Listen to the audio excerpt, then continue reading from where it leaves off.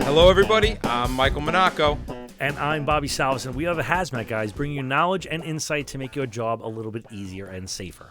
Let's take a minute to hear about today's sponsors. Hey, Mike, let me ask you, have you ever heard about the BAR method? Have not, but it sure sounds like fun. What does it mean? Well, probably not what you think it stands for, but what they mean is blot, apply, and remove. It's the new way to remember the steps to conduct hybrid decon. Okay, I'm listening. Well, with the threats continuing to evolve, our SOPs do as well. And First Line Technology introduced us the BAR method. It's backed by science and real-world application. This method of blot, apply, and remove is faster, safer, and more effective method to decon. Is it going to work for both wet and dry? Well, yeah, absolutely. The methodology forces you to consider the who, what, when, and where before determining what materials you will be used to carry out the necessary actions. It helps you to tailor your decon to the threats you're facing. This could be exactly the thing I need to train my team on. How can I get more info? Well, First Line's EDS kit has everything you need to conduct a hybrid decon for large or small missions. To learn about the kit and how to apply this BAR method, visit www.firstlinetech.com/EDS. Let's get to the show. Hey guys, Bobby Salvesen here, back from the Haz Mat Guys for episode 286. And in this episode, I'm flying solo. Amazing. You can also see this on YouTube. Go to the YouTube channel. Before I get into this one, I want to talk about the conferences we've worked out a deal with, both the Midwest Hazmat Conference, where we'll be presenting a couple of different virtual conference points, and also the Michigan Conference. So by all means, go out there and check out the Michigan Conference. That'll be coming up in early May, and then the Midwest, which almost happens at the same time, put on by our good friends Rick Emery et al. So Mike's off on assignment, which allowed me to pull out an episode that I've had on the ice for probably 2.5 years. It was something that was written after having this conversation with a couple of people, not in my general vicinity and area, but they asked me, in confidence, a couple of questions like, hey, how do you do this hazmat team thing and not go bonkers? And I sat down with a friend of mine who was a psychologist, and we started etching this whole thing out, and it was amazing the similarities that I found within the hazmat community and this syndrome. So what I'll say is we've all been there. You stand at your first or even your 100th roll call or drill, and you get cold sweats. You think to yourself, somebody made a mistake. I'm not even supposed to be here. You're thinking like, I'm in a hazmat team or a company, and everybody here is good at this, and I'm supposed to be too. I've been to the classes. I've been in a company doing hazmat for a little while, but I am way out of my league. So you start questioning yourself, rationalizing, saying, well, this seemed like the next step, but maybe you said, like, people were like, hey, Bobby, you should go to hazmat. You're smart. And all the while, deep down in our minds, we were thinking, somebody made a mistake. I made a mistake. So you ask yourself, how did I end up with such high performers all around me? And this cycle continues. This thought, along with feelings like fraudulence, self-doubt, come with this. And this feeling sticks around for a while. So if we begin our endeavor with the thought that if I outperform them, I'll keep up. So we play the part. And it's the old, if you can't make it, fake it, right? Maybe you begin to feel that you'll never be able to compete with these guys on skills alone, so we begin focusing on helping bosses achieve their goals. We're going to come back to that in a little while. What we find out is that this is a standard way of dealing with our perceived phoniness. And what I'm describing here is something called imposter syndrome. We didn't make this up. This is a legit psychological syndrome that is more common than you think. It was first brought to light by 1978 psychologists Pauline Clance and Suzanne Imes. The imposter syndrome describes the experience of being unable to internalize accomplishments and a persistent fear of being exposed as a fraud. Those who experience these feelings of fraudulence tend to believe that they haven't truly earned their successes that they've achieved, despite the clear evidence of their intelligence and capability, and instead attribute their success to luck or the ability to deceive people into believing that they're more competent than they actually are. So when you're in a situation, you have this fear of being found out. Surely they've managed to fool a boss into believing that they're actually capable. Then somebody will actually discover the truth about them.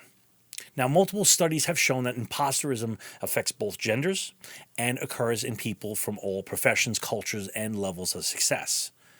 Clance later conducted a survey that found about 70% of all people have felt like imposters for at least some part of their careers, while other researchers like Joan Harvey concluded that anyone can feel like an imposter if they fail to internalize their successes.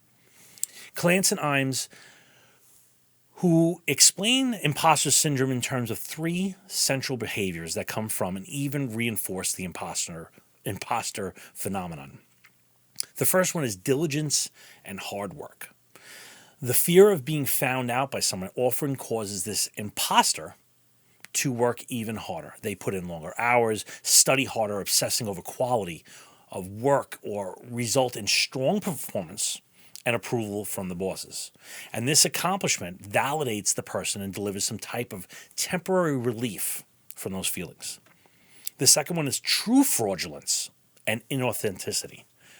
In an attempt to avoid these feelings of fraudulence, some people will work to game the system around their accomplishments by finding other ways to satisfy the authority figures. For example, they may figure out the opinions the bosses have or bosses like, and then express those opinions to gain the validation. In this behavior, the perceived fraudulence becomes real fraudulence. You give yourself up to be something that you're not. And finally, the use of charm and observation. This strategy focuses on using charisma and perceptiveness. This is like a grifter thing in my mind, like people that, like that TV show Sneaky Pete. I don't know. It just stuck in my mind. They will be the guy who makes friends with the bosses outside of work in order to get in their good graces. Now, don't get me wrong. Being friends with the boss outside of work is fine. But if it's actually for the reason of having them overlook your shortcomings, then you're doing this. Now, I found this interesting because family backgrounds play a role too. One team of researchers studied the links between parenting styles and imposter syndrome and found that both a lack of parenting care and parental overprotection were linked with high imposter scores. So how do we cure imposterism? There's no real cure. Too bad. You're probably going to deal with this multiple times in your life due to different things that you're involved in. But you can, however, strengthen your ability to cope with it and try to get out from under this rock. So, tip number one, you need to recognize imposterism when it shows up. Whenever a feeling of fraudulence comes up, whether it appears as anxiety or a feeling of not truly belonging, take a moment and notice it. If you don't, it may be something that's getting that bigger than it is and getting worse. As they say in the self-help books, recognition is the first step in fixing the problem. Now, be honest with yourself about it, right? Acknowledge it. If you do this, the false self will not make an embarrassing appearance. If we have nothing to hide, then there's no reason to fake our way through it. I would also like to point out that the feeling isn't always accurate. Sometimes we can feel like an imposter even if we are the real deal. So ask yourself if the feeling is actually an accurate description of reality. Are your achievements really undeserved? Is it an actual possibility that you have conned your superiors into getting this into this company or drill? Is your personality really the only thing that explains your achievements? Can you point to specific pieces of the general positive feedback that you've doubted or denied? And as you really investigate these terms and these thoughts, you'll find out that your fraudulence is a fiction spun from the conditioning of your mind. Now, next, we can discuss your experience with other people. Now, we don't normally do this in our profession at least. It sets up a perception of weakness, and I can say this actually fits with me very well. When we got here, we felt like we slipped through the cracks, that everybody else earned their spot, and it was only an amount of time for us to find us out. But if you ask the others if they felt the same, I bet they all felt this way too, at one point in their careers, maybe currently. So when there's a feeling, this feeling is actually creeping back in, talk to somebody discreetly that you can trust. Now, we have to measure this a bit in our line of work. It's great to acknowledge and even quietly discuss it with the right person, but it's important to be authentic. But it's also important to be prudent, I would say. Close friends, understanding family, and members are ideal people to share your experience with. Each new person you talk to can offer a new perspective. This die has many faces, and the more people you show it to, the more perspective you get. However, I'm always guarded with who I talk to, so I generally talk to maybe 2, 3, 4 people, and that's the end of it. But imposterism researchers have identified 2 dominant beliefs in people who wrestle with fraudulence. First, the people who feel this seem to believe that intelligent, maybe a better word of competent, is a static term. They either have it or they don't. They're either intelligent, maybe in a fixed quantity.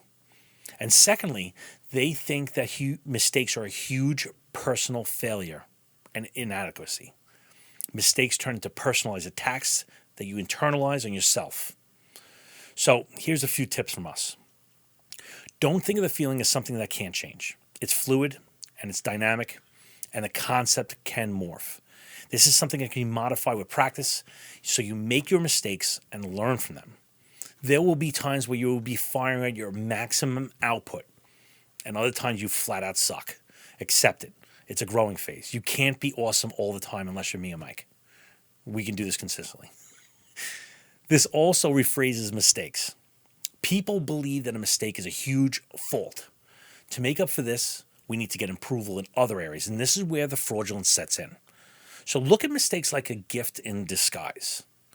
Second, create a sense of self-worth. We have an innate desire as humans to please people. We begin to need validation of other people, and this is your setup for fraudulence. So shift this source of self-worth from others back to yourself.